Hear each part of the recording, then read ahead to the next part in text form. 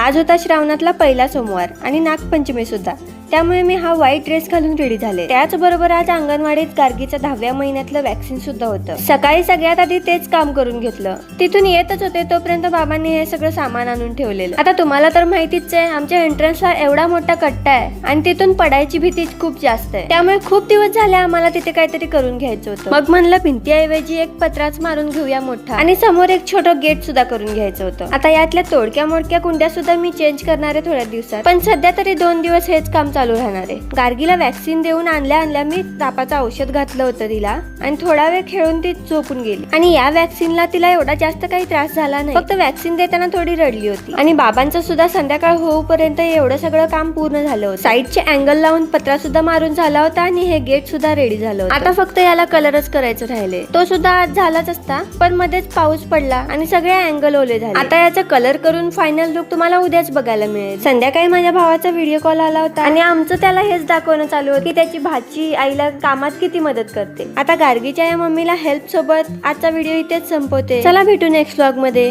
Bye.